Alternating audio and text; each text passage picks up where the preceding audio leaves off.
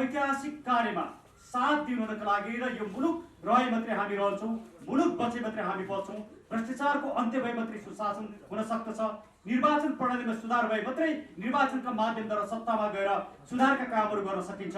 तर आज निर्वाचनका माध्यमबाट सत्तामा गएर सत्ता सुधार गर्ने सम्भावना छैन, किनकि निर्वाचन पैसामा आधारित छ, गुन्डामा आधारित छ, उम्मेदवारी किन्नुपर्छ, मतदाता किन्नुपर्छ, जालजाल गर्नुपर्छ। त्यसैले समग्रतामा आज लोकतन्त्र नै, डेमोक्रेसी नै क्राइसिसमा परेको छ। यही मङ्सिर 20 गते 11 बजे माइतीघर मण्डलको हाम्रो कार्यक्रम नियमित छ र सरकारले यसमा दमन गर्ने नसोचोस् र म सुरक्षा निकायलाई पनि निवेदन गर्न चाहन्छु। भ्रष्ट सरकारलाई साथ दिने काम सुरक्षा निकायले पनि गर्न हुँदैन। सुरक्षा निकायको जिम्मेवारी नागरिकको सुरक्षा गर्ने हो। शान्तिपूर्ण रूपमा, अहिंसात्मक रूपमा आफ्नो विचार लिएर निस्केका नागरिकहरूमाथि दमन गर्ने कार्यले सुरक्षा निकायलाई पनि बढी प्रश्न उठाउन सक्दछ। त्यसैले सुरक्षा निकायको पहिलो कर्तव्य हो नागरिकको सुरक्षा गर्ने। त्यसैले नागरिकमाथि दमन नगर्नुहोस्, अन्याय र अत्याचार नगर्नुहोस् भन्ने कुराको म उहाँहरूलाई हेक्का रहन पनि म निवेदन गर्दछु।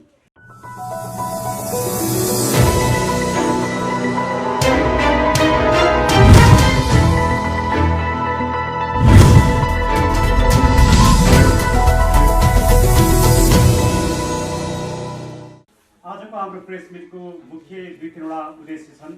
पहिलो उद्देश्य हो 20 गते 11 बजे माइतीघर मण्डलमा हुन गइरहेको व्यापक नागरिक सभामा नागरिक आन्दोलनको घोषणा गर्ने जुन कार्यक्रम छ, त्यो कार्यक्रमसँग सरकार भयभीत भएर नागरिकहरूका मौलिक मानव अधिकार र स्वतन्त्रतालाई कुण्ठित गर्ने गरी विभिन्न किसिमका सूचना जारी गर्ने र आदेश निकाल्ने काम जुन सरकारले गरिराखेको छ, त्यसले जुन भ्रम सृजना गरेको छ।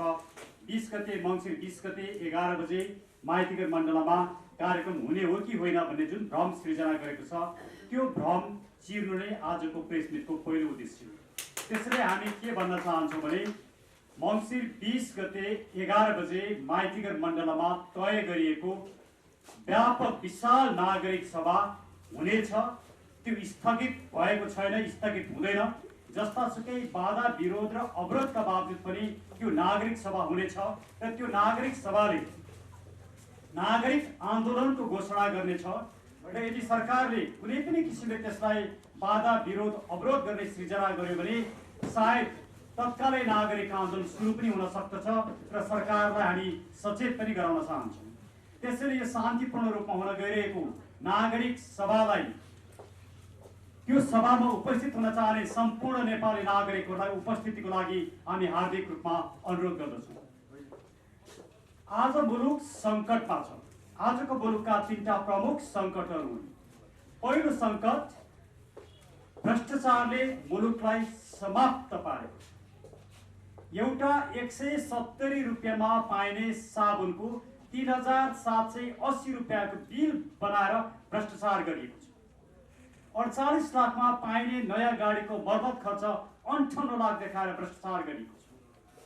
भ्रष्टाचारको इन्डेक्समा नेपाल अनायासै एसियामा पहिलो नम्बरको भ्रष्टाचारी मुलुकको रूपमा चित्रित हुन पुगेको छ।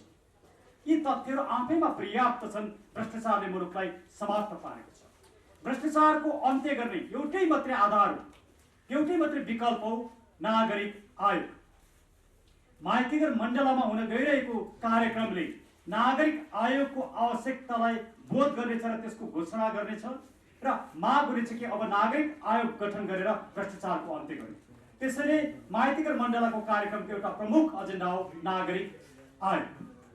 त्यो नागरिक आयोग वर्तमान सत्ता र सरकारले स्थापना गर्न नसक्ने भएको कारणले गर्दाखेरि हामीले त्यो नागरिक आयोग स्थापना गर्न, निर्वाचन प्रणालीमा आमूल रूपमा सुधार गर्न, शिक्षा, स्वास्थ्य र रोजगारीको व्यवस्था गर्न, शिक्षा र स्वास्थ्यलाई निःशुल्क, गुणस्तरीय र सर्वसुलभ बनाउन, युवाहरूको रोजगारी सुनिश्चित गर्न र आज फाइनेन्सियल इन्स्टिट्युसन खास गरी वित्तीय संस्थामा भएको 16% 20% को जुन नागरिक मार ब्याज प्रणाली छ, यी सम्पूर्ण क्रममा सुधार गरेर 2% देखि 5% मा ब्याज दर कायम गरेर युवाहरूलाई लगानीको अवसर सृजना गर्ने लगायतका विभिन्न कार्यक्रमहरू हामीले अगाडि सारेका छौँ र त्यस पछाडि 20 गते पछाडि कसरी नागरिक आन्दोलन हुनेछ र यो सत्ता र यो व्यवस्थाको अन्त्य गर्नेछ भन्ने कुराको हामी घोषणा गर्नेछौँ।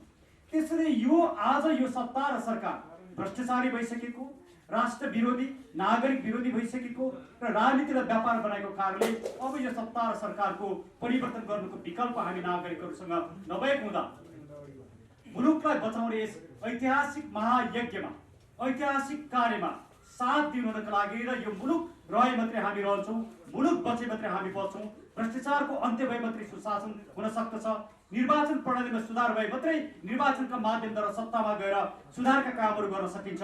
तर आज निर्वाचनका माध्यमबाट सत्तामा गएर सत्ता सुधार गर्ने सम्भावना छैन, किनकि निर्वाचन पैसामा आधारित छ, गुन्डामा आधारित छ, उम्मेदवारी किन्नुपर्छ, मतदाता किन्नुपर्छ, जालजाल गर्नुपर्छ। त्यसैले समग्रतामा आज लोकतन्त्र नै डेमोक्रेसी नै क्राइसिसमा परेको छ।